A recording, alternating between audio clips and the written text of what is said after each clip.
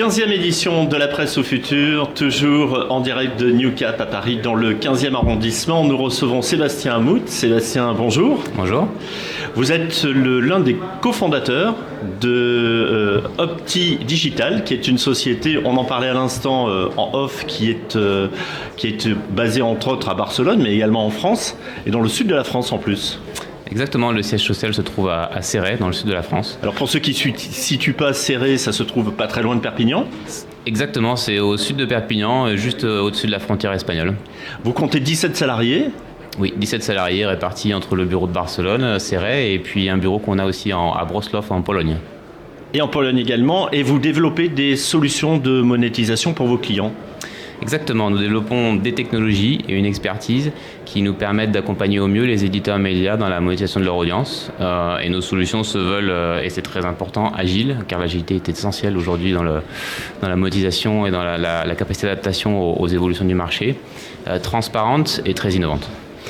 On connaît la part de l'intelligence artificielle dans ce genre de domaine. Est-ce que c'est quelque chose, vous comptez faire confiance à l'intelligence artificielle à court ou à long terme, ou est-ce que vous l'utilisez déjà dans vos logiciels ? Oui, on l'utilise déjà aujourd'hui. En fait, on a développé notre stratégie depuis le début de l'activité avec une forte utilisation de la donnée. Donc depuis le début, on a développé des technologies, on a mis en œuvre des outils qui nous permettent de travailler avec la big data, d'avoir des données très conséquentes et granulaires sur tout ce qu'on fait.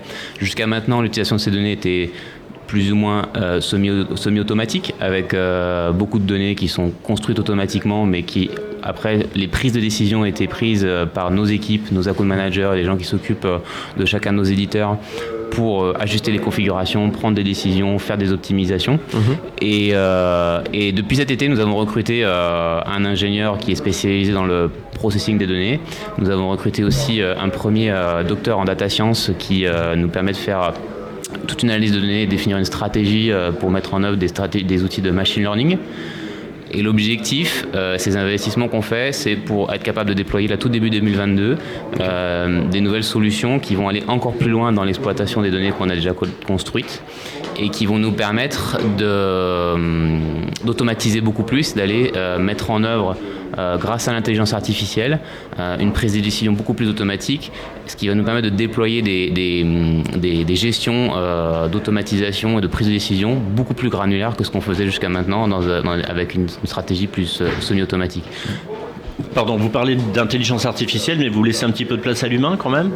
Bien sûr, en fait, tous ces outils et ces algorithmes qui sont développés pour mettre en place de l'intelligence artificielle utilisent des données, utilisent des paramètres aussi, et ces paramètres sont pilotés et contrôlés par nos équipes de data scientists qui vont pouvoir ajuster comment se comportent les algorithmes, comment travaille le machine learning au fur et à mesure du temps, au fur et à mesure des résultats qu'on obtient, être capable de les paramétrer différemment pour un marché comme la France ou l'Espagne. Nous sommes travaillant sur plusieurs marchés aujourd'hui, France, Espagne et la Pologne principalement. Et donc on va pouvoir ajouter les paramètres, les données qu'on exploite, les critères de décision pour aider l'algorithme au fur et à mesure à s'améliorer et à obtenir des meilleurs résultats. Qui dit publicité sur Internet dit consentement des utilisateurs. Le mois d'avril 2021 a bousculé pas mal de choses dans cette gestion de la publicité. On se souvient des nouvelles applications du RGPD, mais aussi de ces nouvelles applications par rapport aux cookies. Comment vous vous êtes positionné, comment vous êtes adapté suite à cette nouvelle réglementation qui est survenue au cours de l'année 2021 ? En effet, ça a été un grand chamboulement pour tous les éditeurs de médias, parce qu'ils se sont retrouvés en France obligés de changer complètement la façon dont ils allaient traiter le consentement utilisateur. Donc depuis le mois d'avril, en effet, on retrouve les audiences de nos médias qui sont divisées en trois grandes parties. Contexte de consentement, on peut dire, c'est-à-dire qu'il y a les gens qui vont donner leur consentement complet en disant j'accepte tout, et à ce moment-là la monétisation peut être complète avec toutes comme elle l'était avant en fait, sans contrainte particulière. Et donc maximal, on a un choix intermédiaire où l'auteur ne va pas décider de ne pas faire un choix tout de suite.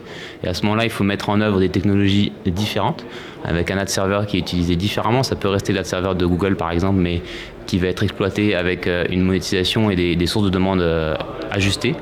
Et un troisième mode qui est le mode un peu plus sévère du choix de l'utilisateur, où l'utilisateur refuse tout. Et à ce moment-là, le refus n'est pas un refus, je ne veux pas avoir de publicité, c'est un refus qui dit je ne veux pas du tout qu'on traite mes données. Et c'est toujours possible de faire de la publicité, et on le recommande fortement, parce que c'est pas un ad blocker, c'est pas une décision. C'est peut-être le frein le plus important.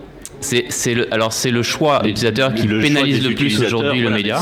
C'est le choix qui semble être un peu le plus évident pour les utilisateurs de dire ok, je veux bien accepter les cookies, mais en revanche mes données, vous y touchez pas. Alors dans le cas où ils font un refus complet, ça refuse en bloc les cookies, les données, etc. Donc on peut toujours faire de la publicité et là on s'approche un peu en fait des stratégies et des solutions qu'on va devoir mettre en œuvre peut-être à partir de 2023 quand les cookies tiers vont être complètement supprimés par Google. Et donc on va développer, et on a déjà mis en place nous pour nos médias depuis le mois d'avril, des technologies qui nous permettent de livrer de la publicité en étant complètement en règle avec la RGPD. C'est-à-dire qu'on ne va pas utiliser de données personnelles, on ne va pas utiliser de cookies, et on va utiliser les contextes de la page, la sémantique, pour livrer des publicités qui vont être en rapport avec le contenu plutôt que sur l'audience et ainsi générer des performances modérées par rapport à ce qu'on obtient sur le consentement complet. C'est-à-dire pour 2023, il va se passer quoi concrètement pour l'utilisateur ? Quel changement évident, apparent ? Alors, pour l'utilisateur, c'est assez transparent, c'est surtout pour les médias en fait, et les choix qu'ils vont faire pour répondre à cette problématique. On va devoir mettre en œuvre des technologies et des solutions qui vont permettre aux acheteurs de cibler leurs audiences différemment. C'est-à-dire qu'un acheteur aujourd'hui, quand il veut cibler des hommes qui sont fans de sport, ils vont utiliser des données qui sont enrichies avec toutes ces DMP, les outils qui sont utilisés pour créer des ciblages audience.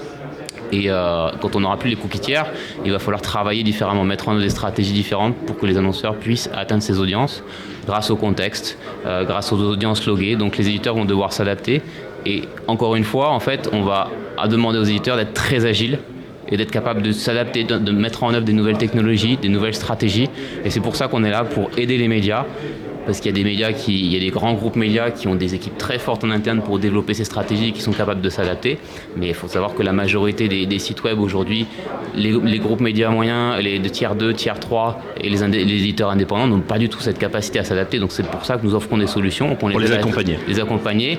On va mettre en œuvre toutes ces stratégies, leur donner cette agilité sans qu'ils aient besoin de faire ces recherches.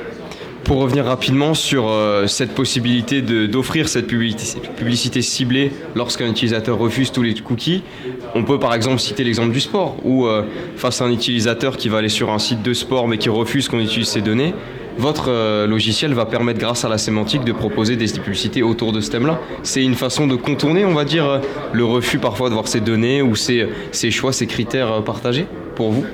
Tout à fait, bien sûr, les sites qui ont un contexte fort seront ceux qui seront certainement le moins pénalisés parce qu'ils ont des audiences qui sont déjà qualifiées par la nature de leur contenu.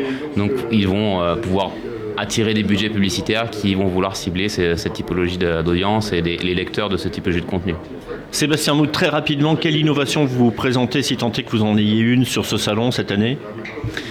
Cette année, en fait, on a beaucoup d'innovations qui vont sortir en 2022 en termes d'intelligence. Vous mettez l'accent sur quelque chose de précis ? L'intelligence artificielle, l'accent qu'on va mettre, en fait, c'est sur tout les investissements qu'on a fait cette année, c'est vraiment sur donner de l'agilité aux configurations publicitaires des médias. C'est ce dont de vous l'agilité, parliez. de la transparence et de l'innovation.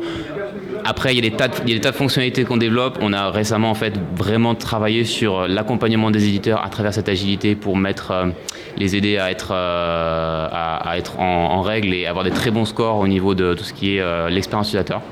Parce qu'aujourd'hui, depuis l'été dernier, en fait, Google pénalise les sites qui vont avoir des scores en termes de performance d'expérience utilisateur qui sont trop faibles. Donc nous avons beaucoup travaillé sur nos tags et les solutions pour aider les médias en fait à intégrer la publicité sans impacter l'expérience utilisateur.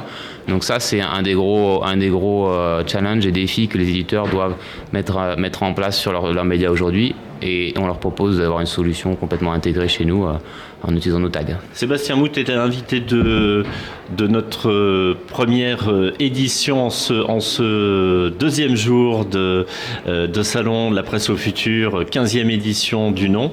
Vous êtes, je le rappelle, le fondateur de Opti Digital. On dit fondateur, cofondateur, on ne va pas essayer de blesser vos collègues. Vous étiez plus nombreux, j'imagine. Vous étiez combien ? 3, 4 au départ ? Nous sommes 2 associés. 2 associés. Très bien. Eh bien, on vous souhaite plein de belles choses. Et puis, merci d'être venu parmi nous ce matin. Merci. Au plaisir.